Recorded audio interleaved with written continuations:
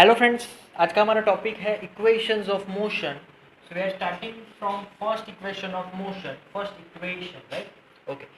So first equation of motion, that is acceleration is equal to change in velocity with particular time. So यहाँ पर A D T is equal to D V अगर लिखे हैं, integrating both the sides, क्योंकि ये जो equation of motion है हम लोग इंटीग्रेशन से डिराइव करने वाले हैं. So integration a D T is equal to integration d v from initial speed to final, from initial time 0 to t. so यहाँ पर a constant term t minus 0, यहाँ पर 1 dv means v upper limit, v lower u, so we are left with upper limit minus lower limit. That's first equation of motion. Now we are moving on to second equation of motion, and that is v is equal to ds upon dt, displacement with respect to time. so यहाँ पर v dt is equal to ds. now यहाँ से v को subject बना के यहाँ पर रखें, so we have here u plus at, dt is equal to ds. integrating both the sides we have integration, yes, u plus at with respect to time is equal to integration with respect to distance. Time जो है वो 0 से t तक होगा. यहाँ पर displacement कहाँ से कहाँ, तो वो भी अगर रेस्ट से स्टार्ट कर रहा है तो 0 to s लिख देते हैं, राइट? ओके. नाउ यहाँ पर इंटीग्रेशन होगा पहले u dt, u is constant, so हो जाएगा ut.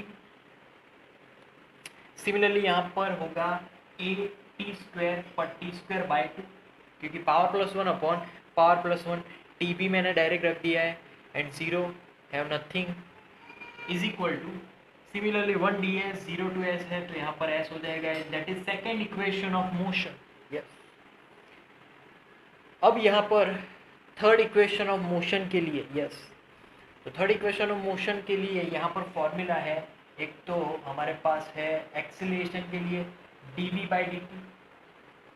इस फॉर्मूला को मैं ds by ds से मल्टीप्लाई एंड डिवाइड करूंगा, so we get here a ds by dt and dv by ds. yes, so a is equal to v dv by ds, ds left hand side, so a ds is equal to v dv.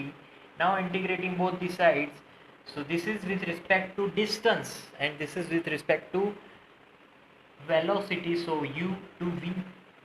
यहाँ पर 0 to s, right? So a is constant, इसका हो जाएगा s, and यहाँ पर v square by 2 upper limit v lower u as is equal to upper limit minus lower limit 2 left hand side, so we are left with 2as is equal to v square minus u square, and that is our third equation of motion. So तीनों के तीनों equation of motion को यहाँ पर derive किया है. एक चौथा बाकी है, उसको हम लोग बोलेंगे फोर्थ इक्वेशन ऑफ मोशन. और फोर्थ इक्वेशन वो स्टार्ट होगा यहाँ से v ds by dt.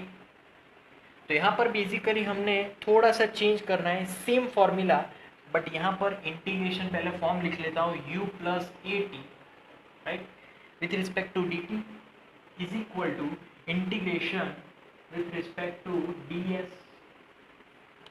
अब यहाँ से जो टाइमिंग हम लोग लेने वाले हैं, it is very consecutive timing, मतलब कि अगर 4 to 5 सेकेंड के बीच का डिस्टेंस फाइंड करना है, उसके लिए हम लोग ये इक्वेशन को डिराइव कर रहे हैं. सो यहाँ पर होगा n-1 to n टाइम के लिए, और यहाँ पर n-1 पे जो भी डिस्टेंस होता था, और यहाँ पर n पर जो भी डिस्टेंस होता, जो भी उसकी पोजीशन होगी, उसके अकॉर्डिंग हमने टाइम लिमिट तैयार की है, right?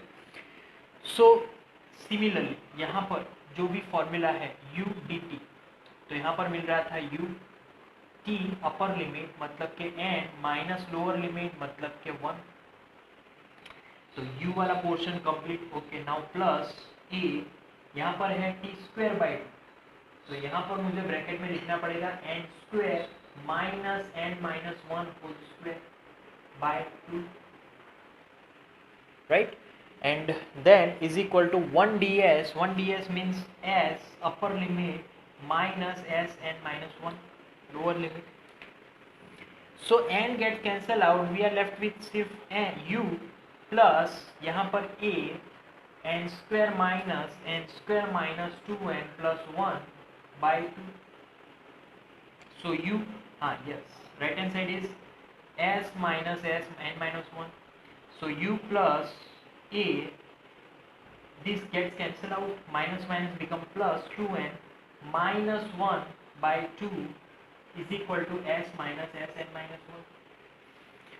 So this is our formula. अब 2 को अगर यहाँ पर ऊपर लिख दे तो ये कैंसिल हो जाएगा, 2 gets cancel out, n minus 1 by 2 is equal to s minus s n minus 1. So that's the fourth equation of motion. इसको मैं लिख लेता हूँ fourth number. So n, what is n? n is our 4 second या फिर 5th second, जो भी seconds हो. So that's it for today now. Thank you very much. Please like and subscribe.